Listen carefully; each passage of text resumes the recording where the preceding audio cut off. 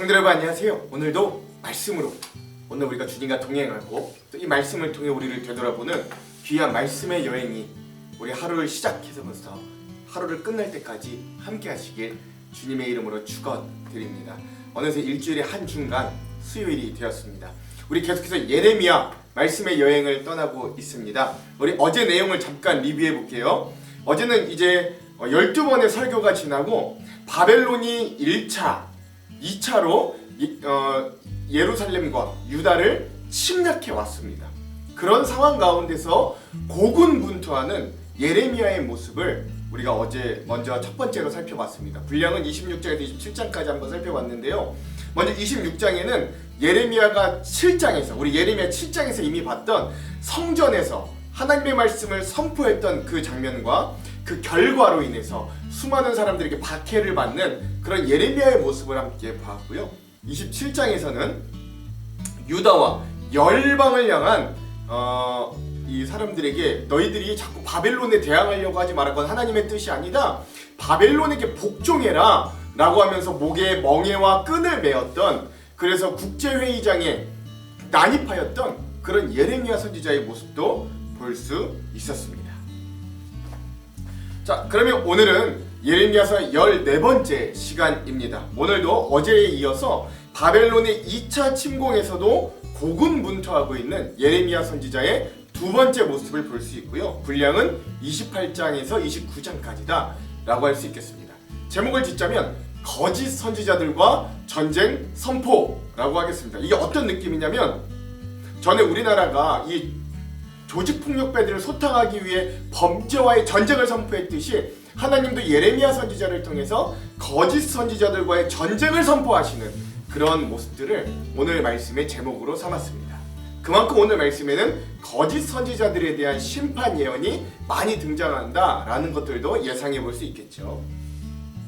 자, 그럼 오늘 28장에서 29장까지 우리가 내용을 들어가기 전에 두 가지 큰 맥을 한번 짚고 가겠습니다. 먼저 첫 번째, 예레미야 시기에는 왜 이렇게 거짓 선지자들이 많았을까요? 그리고 거짓 선지자들이 주로 백성들에게 전했던 메시지는 무엇이었을까요? 우리가 이미 앞에서도 많이 봤는데 오늘 특별히 좀 주목해 보시기 바랍니다.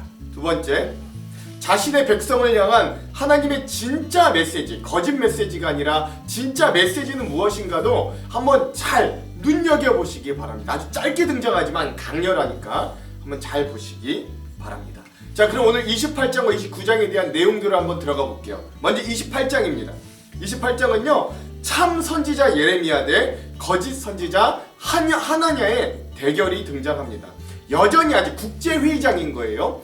반 바벨론 전선을 하기 위해 남유다를 중심으로 에돔, 모압 이런 5개 나라가 함께 모여 국제회의를 하는 그 장소입니다. 예레미야가 거기에 난입해서 멍에와 끈을 메고, 아니다, 이 회의는 틀렸다, 하나님의 뜻은 우리 모두가 바벨론에게 항복하는 것이다 라고 이야기하자 거짓 선지자 하냐냐가 아니다 라고 하면서 오히려 포로가 회복될 것을 예언합니다. 거짓 선지자 하나냐가 성전에서 모든 제사장들과 백성들 앞에서 두 해만 지나면, 2년만 있으면 2차례에 걸쳐서 끌려간 여호야긴 왕, 선대왕 여호야긴 왕, 여긴 여고니아라고 하는데, 그리고 포로로 끌려간 백성과 빼앗긴 모든 기물들이 회복되고 돌아올 것이라고 거짓 예언을 하는 거예요. 그러자 이 하나냐에 대한 거짓 예언에 예레미야가 반박합니다. 예레미야는 먼저 이렇게 이야기합니다. 아멘! 나도 당신이 말한 것 같이 내 백성들, 그럼 모든 기물들이 2년 안에 다 돌아오고 회복되었으면 나도 그러기를 바랍니다 라고 이야기합니다. 그러나 이전에 참 선지자들과 나 예레미야는 큰 국가들에 대한 전쟁과 재앙과 전염병을 예언하였는데, 먼저 그 선지자들의 예언이 이루어지고 난 이후에요. 그러니까 참 선지자들이 다 멸망하고 바벨론에게 항복해라 라고 하는 것들이 이루어지고 난 이후에야 당신의 그런 평화의 예언이 그제서야 이루어질 겁니다 라고 그 예언을 반박하는 거죠. 그러자 이 예레미야에 대해 하냐냐가 대적합니다. 하나냐는 예레미야가 목에 아까 멍에와 끈을 두르고 있었다고 그랬잖아요. 그것들을 빼앗아서 꺾어버리고, 아니다, 하나님께서 2년 만에 바벨론에서 멍에를 꺾어버리리라고 하셨다고 거짓으로 다시 한번 자신의 주장을 예언하는 거죠.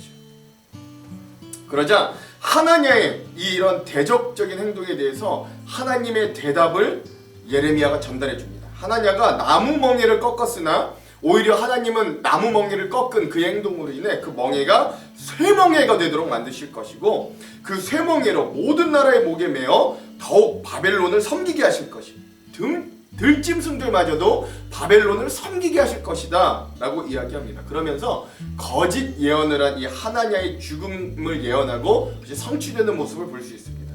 하나님께서 보내시지도 않았는데 하나냐가 거짓을 예언함으로 하나님께서 그를 지면에서 제하시고 올해 안에 죽을 것을 선포하셨고, 정말 그런 예레미야의 예언대로 거짓 선지자 하나냐가 그의 7월 달에 죽게 되는 것으로 28장이 마무리됩니다.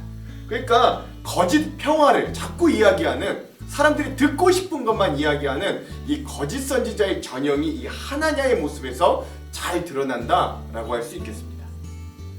자, 오늘 맞은 29장은요, 이미 끌려간 포로들에 대한 격려의 메시지와 또 거짓 선지자 스마야, 아합, 그리고 시드기야, 이런 거짓 선지자들에 대한 경고의 메시지가 또한 여전히 등장합니다. 29장에서는요, 예레미야가 이미 한 차례, 두 차례 바벨론이 남유다를 침공해서 끌고 갔던 포로들이 있잖아요. 이미 완전 다 망한 것은 아니지만 두 차례나 벌써 침공해서 포로들을 많이 끌고 갔기 때문에 그 포로들에게 보내는 서신을 쓰게 됩니다. 예레미야가 바벨론에 잡혀있는 포로들에게 서신, 즉 편지를 써서 시드기야가 바벨론 왕에게 보내는 사절단을 통해서 전달하게 합니다. 그리고 그 바벨론에 지금 잡혀있는 포로민들을 향해 권고하는 거예요. 이렇게 하라 라고 하는 건데, 그 내용은 이렇습니다. 포로된 너희는 그곳에서 집을 짓고 먹고 살아라. 결혼도 하고 자녀를 낳고 번성하라. 또한 평안하기를 힘쓰고 하나님께 기도하면 너희가 평안히 지낼 것이다. 거짓 선지자와 점쟁이를 의지하지 말고 그들에게 꿈도 해몽해달라고 하지도 말고 하나님만 섬기라 라면서 그들이 해야 될 바에 권고를 편지에 쓴 거죠. 그러면서 하나님의 위로에 대해서도 계속해서 말해줍니다. 첫 번째, 너희가 내게 부르짖으면, 내게 와서 기도하면 내가 너희의 기도를 들을 것이다. 하나님이 이렇게 말씀하시고, 두 번째, 너희가 온 마음으로 나를 구하면 나를 찾을 것이요 나를 만나리라 라고 하나님이 이 포로들을 위로하셨고, 세 번째, 내가 쫓아보냈던 나라들과 모든 곳에서 모아 사로잡혀 떠났던 그곳에서 너희를 돌아오게 하겠다 라고 하는 포로 귀환, 회복에 대한 메시지 또한 이 편지에 전하게 되는 것입니다. 그런데 또 반대로 이 예루살렘 성이 아직 잡혀가지 않고 남아있던 이 예루살렘에 남아있던 거민에 대해서는 예레미야가 심판을 예언합니다. 바벨론에서도 거짓 선지자의 말을 듣는 백성들, 하나님께서 남은 너희들에게 칼과 기근과 전염병을 보내 열방 중에 학대를 당하게 할 것이고, 너희가 열방의 저주, 경악, 조소, 수모의 대상이 되게 할 것이며, 하나님께서 꾸준히 선지자를 보냈으나 듣지 않은 너희가 그런 처지와 심판을 받게 될 것이다를 예언하게 됩니다. 그러자 이러한 이 예레미야의 예언에 거짓 선지자 아합과 시드기야에 대해서도 또한 예언하는 겁니다. 이 아합과 시드기야라는 거짓 예언자들은요, 어디서 활동했던 자들이냐면 이 예루살렘이나 남유다가 아니라 이미 두 차례 침공을 받아 바벨론에 포로로 잡혀있는 그 공동체에서 거짓 예언자 짓거리를 하던 사람들이 이 아합과 시드기야라고 하는 거짓 선지자들입니다. 이 교묘하게도 북이스라엘의 가장 악한 왕의 이름과 지금 악한 왕 남유다의 마지막 왕 시드기야 왕의 이름과 동명이인들이죠. 악한 왕들의 전형이기도 한데 이들이 또한 이 바벨론에 포로된 이 유대인 공동체에서 거짓 선지자 역할을 하던 자들, 이들에 대한 심판 예언을 또한 이야기하는 겁니다. 포로로 잡혀간 바벨론에서 마저 거짓을 예언하는 아합과 시드기야 선지자를 하나님께서 바벨론 왕의 손에 붙여 화형으로 죽게 하실 것을 선포합니다. 너희 불에 타 죽을 거다라고 하는 거죠. 이 거짓 선지자들은 또한 이웃의 아내와 간통을 했고 거짓 예언을 선포했기 때문에 하나님이 이런 심판을 예언하시는 거예요. 또 하나, 거짓 선지자 스마야가 또 편지를 쓰게 되는 거예요. 거짓 선지자 스마야가 유다의 모든 백성과 제사장, 특별히 성전의 총감독으로 있었던 스바냐에게 편지를 보냅니다. 그리고 편지의 내용은 이래요. 예레미야가 미친 소리를 하며 다니는데, 여기서 미친 소리라는 건 우리나라가 멸망할 것이고 그러니 우리가 바벨론에 항복해야 된다라고 하는 하나님의 뜻을 요 거짓 선지자 스마야는 미친 소리라고 표현하는 겁니다. 그럼 미친 소리를 하며 다니는데 왜 그 예레미야를 나무꼬랑을 채우지 않고 책망하지 않느냐라는 내용이죠. 예레미야는 매국노처럼 바벨론에서 집도 짓고 잘 먹고 잘 살아야 한다고 한다. 이런 편지의 내용을 성전의 총감독 스바냐에게 보냈고, 스바냐가 이런 내용을 예레미야에게 읽어줍니다. 그러자 그 내용을 들은 예레미야가 거짓 선지자 스마야에 대해서도 심판을 예언하는 거예요. 스마야가 백성에게 예언하고 있으나 하나님은 그를 보내지 않았다. 그는 너희에게 거짓말을 믿게 하고 있다. 그래서 스마야와 그의 자손을 하나님이 벌하시고 그의 집안 사람은 아무도 이 백성 가운데 살아남지 못할 것이고, 스마야는 하나님을 배반하도록 패역한 말로 백성을 현혹하여서 유다 백성을 다시 고향으로 돌아가는 이 좋은 일도 그는 결국 보지 못하게 될 것이다 라고 이 거짓 선지자 스마야에 대한 심판 예언을 하는 모습도 볼 수 있습니다. 즉 28장과 29장은요 계속해서 이 하나님의 심판을 예언하는 예레미야 대 아니다, 우리에겐 평화가 있을 거다, 뭐 그런 일은 없을 거다 라고 하는 거짓 선지자들의 팽팽한 대결의 모습들을 잘 볼 수 있겠습니다. 자, 그럼 오늘 이 부분에 대한 핵심 구절들을 한번 살펴보도록 할게요. 먼저 예레미야 28장의 핵심 구절은 12절에서 14절입니다. 한번 읽어볼게요. 선지자 하나냐가 선지자 예레미야의 목에서 멍에를 꺾어버린 후에 여호와의 말씀이 예레미야에게 임하니라. 이르시기를 너는 가서 하나냐에게 말하여 이르기를 여호와의 말씀에 내가 나무 멍에들을 꺾었으나 그 대신 쇠 멍에들을 만들었느니라. 만군의 여호와 이스라엘의 하나님께서 이와 같이 말씀하시니라. 내가 쇠 멍에로 이 모든 나라의 목에 메워 바벨론의 왕 느부갓네살을 섬기게 하였으니 그들이 그를 섬기리라. 내가 들짐승도 그에게 주었느니라 하라. 아멘. 그래서 거짓 선지자 하나냐의 거짓 평화가 틀렸다는 것, 오히려 더 큰 멍에로 유다와 그 주변 나라들이 바벨론을 섬기게 하겠다는 하나님의 심판의 메시지를 28장의 요절로 삼았습니다. 오늘의 마지막 예레미야 29장의 요절은 11절에서 13절입니다. 아주 짧은 구절이지만 하나님께서 이 포로된 자들에게 회복의 메시지를 전달하시는 부분이에요. 여호와의 말씀이니라. 너희를 향한 나의 생각을 내가 아나니 평안이요 재앙이 아니라 너희에게 미래와 희망을 주는 것이니라. 너희가 내게 부르짖으며 내게 와서 기도하면 내가 너희들의 기도를 들을 것이요 너희가 온 마음으로 나를 구하면 나를 찾을 것이요 나를 만나리라. 아멘. 그래서 물론 거짓 선지자들이 거짓 평화를 외치지만 하나님은 이 백성들이 70년의 포로 생활을 다 마치고 나면, 그리고 그곳에서마저도 포로된 생활 가운데서도 하나님을 찾으면 하나님이 만나주시고 그들과 함께 해주시고 결국은 회복시켜 주실 것이라는 하나님의 회복의 메시지를 또한 전달하는 그런 모습을 29장의 요절로 삼았습니다. 자, 그럼 오늘 28장과 29장에 대한 주안점 세 가지를 함께 살펴보고 오늘 말씀을 한번 읽어보도록 할게요. 먼저 첫 번째, 오늘 우리가 이 말씀을 읽기 전에 먼저 거짓 선지자들과의 전쟁을 벌였던 이 시대적인 배경을 좀 알아야 합니다. 예레미야 선지자는 남유다 요시야 왕 13년부터 남유다가 멸망하는 시드기야 왕 11년, 즉 주전 586년까지 약 40년간을 선지자로 활동하였어요. 예레미야 선지자가 활동하던 시기는 참 참담한 시기였습니다. 예레미야 선지자 이전에는 오랫동안 선지자의 활동이 없었어요. 예레미야 바로 직전의 선지자가 우리가 전에 읽었던 이사야 선지자였는데, 이사야 선지자가 세상을 떠나고 난 이후에 한 60여 년간 아무런 선지자가 없었습니다. 그리고 나서 예레미야가 나타난 거예요. 예레미야 선지자가 그 이후로 하나님의 부르심을 받았습니다.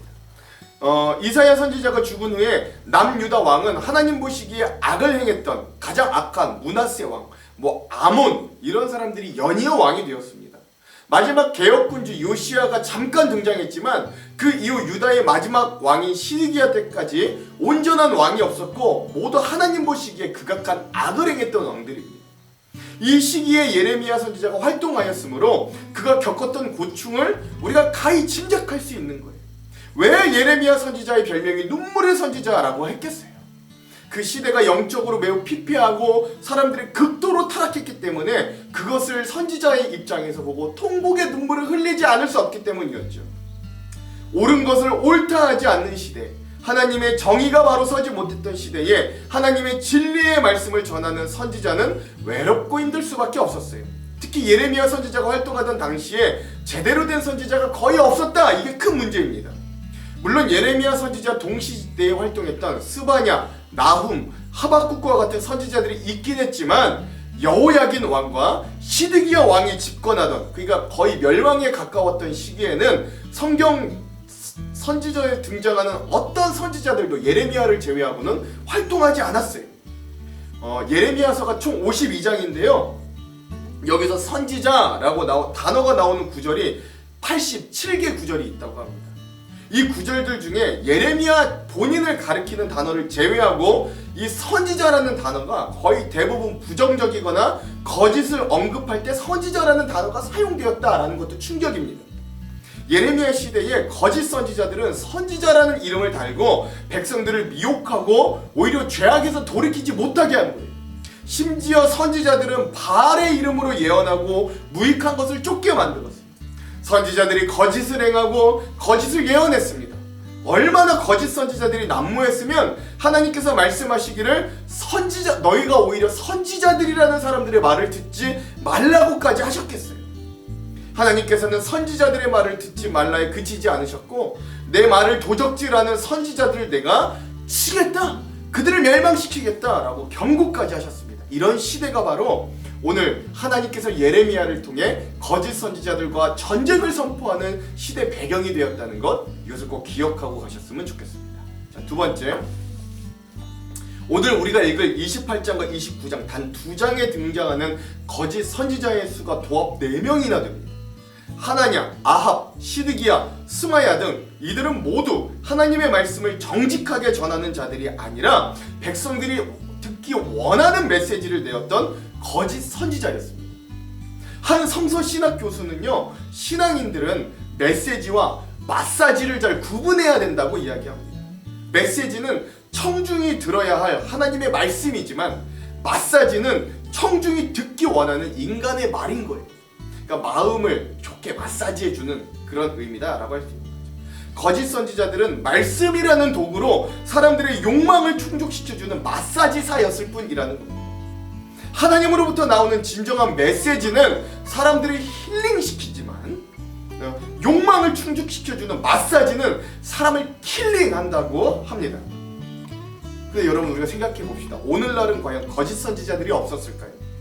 오늘날은 선지자들이 예언하는 시대는 아닙니다. 하지만 거짓된 자들은 여전히 존재해요. 1차적으로 거짓말을 하는 성직자들에게 하나님의 화가 있기를 간절히 소망합니다. 그런데 문제의 단초들이 꼭 그 한쪽에만 있다고는 할 수 없어요. 물론 우리 교육자들, 목회자들의 잘못이 가장 큽니다만 그렇다고 무조건 다 목회자들만의 잘못인가? 그렇다고도 할 수 없다는 거예요. 예레미야 시대 사람들은 평화의 예언을 더 좋아했기에 평화의 예언에 사람들이 더 귀를 기울였어요. 누가 멸망의 예언을 좋아하고 쉽게 인정하겠습니까? 누가 전쟁과 재앙과 전염병을 예언하는 말에 쉽게 수긍하고 회개를 하려고 하겠습니까? 인간은 좋은 말 듣는 걸 좋아해요. 그게 우리의 본성이기도 합니다. 하지만 진실한 말을 듣는 걸 더 좋아해야 돼요. 우리 신앙인들은 특히 그렇습니다. 예레미야 시대의 하나냐 선지자뿐만 아니라 수많은 선지자들이 왜 거짓 예언을 하였겠어요? 많은 사람들이 거짓 예언을 더 좋아했기 때문입니다. 사람들이 바른 말을 싫어하니 거짓된 자들이 선지자 노릇을 하면서 거짓 평화를 외쳐댔던 거예요. 거짓된 메시지와 달콤한 말을 해야지 거짓 선지자들과 사꾼들은 자신의 지위를 유지하고 먹고 살 수 있었다라는 거죠. 그러나 어떠한 거짓된 가르침 속에서도 그것에 현혹되지 않고 우리는 진리 대신 하나님의 말씀에 귀를 기울이도록 우리의 귀를 항상 정결하게 해야 돼요. 무엇이 옳은 메시지인가? 성경을 잘 읽어보면서 잘 구분할 수 있어야 됩니다. 마사지를 받지 마시고 메시지에 집중하시기를 다시 한번 축원드립니다. 마지막 세 번째, 그럼에도 희망이 있었어요. 거짓 예언자들의 거짓 평화와는 다른 하나님의 진정한 회복의 메시지가 오늘 29장에는 짧지만 번뜩입니다. 그 대표적인 본문이 오늘 29장에 등장하는데 그 본문은 11절에서 14절이에요. 제가 한번 읽어볼게요.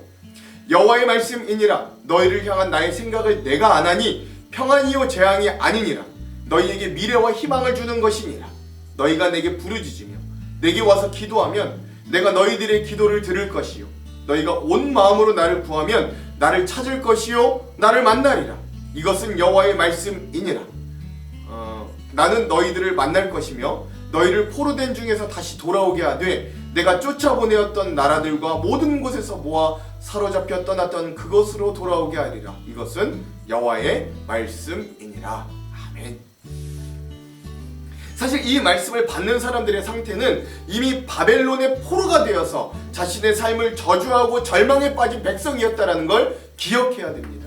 그럼에도 불구하고 하나님께서 그들의 그러한 절망한 상황에 빠져 삶을 포기하지 말고 포로된 그곳에서도 다시금 일어나 집을 짓고 생활을 하고 삶을 이어가라고 명령하십니다.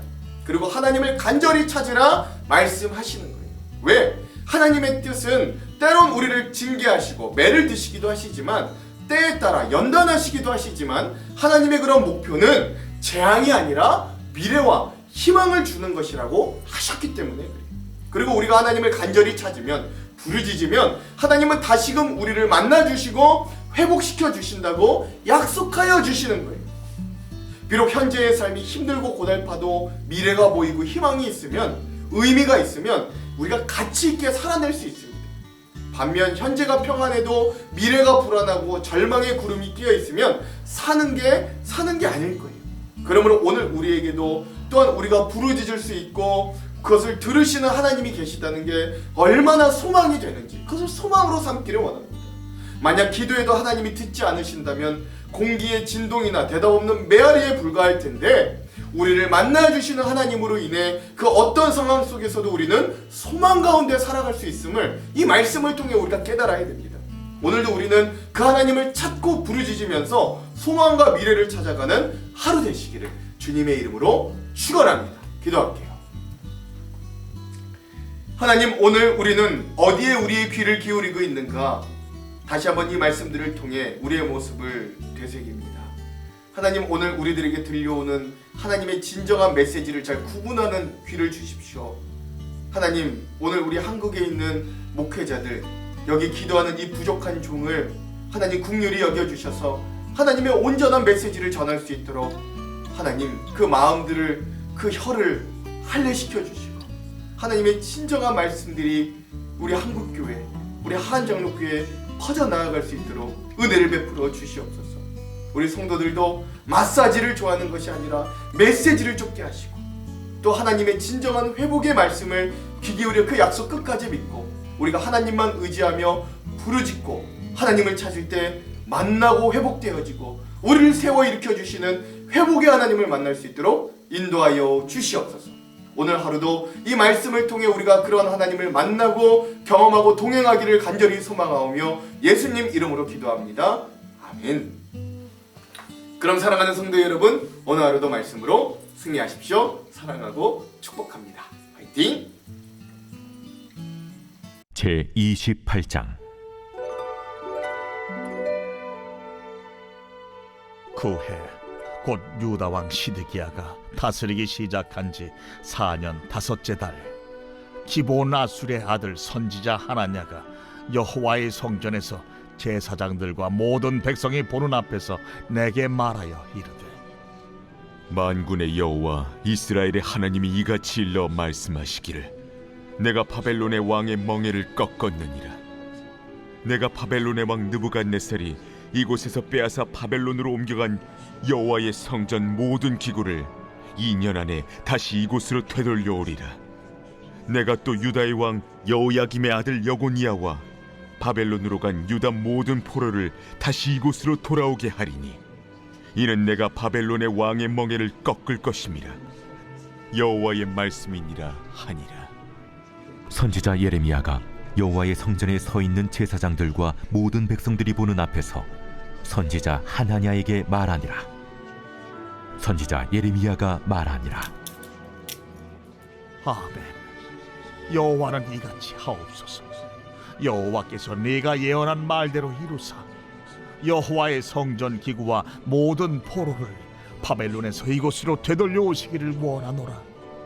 그러나 너는 내가 네 귀와 모든 백성의 귀에 이르는 이 말을 잘 들으라. 나와 너 이전의 선지자들이 예로부터 많은 땅들과 큰 나라들에 대하여 전쟁과 재앙과 전염병을 예언하였느니라.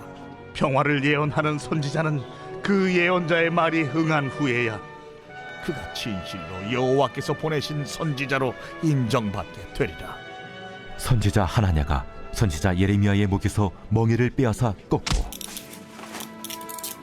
모든 백성 앞에서 하나냐가 말하여 이르되 여호와께서 이와 같이 말씀하시니라. 내가 2년 안에 모든 민족의 목에서 바벨론의 왕 느부갓네살의 멍에를 이와 같이 꺾어 버리리라 하셨느니라.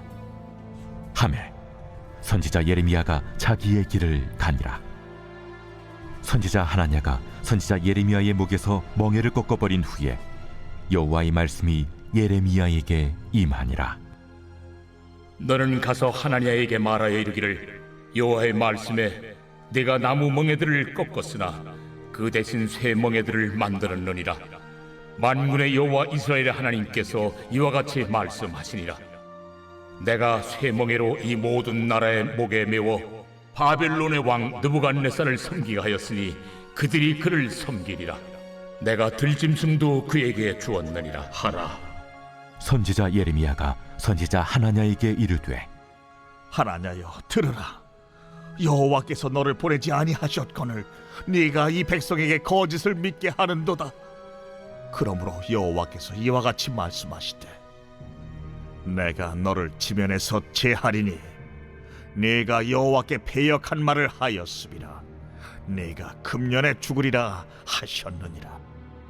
하더니 선지자 하나냐가 그해 7째 달에 죽었더라.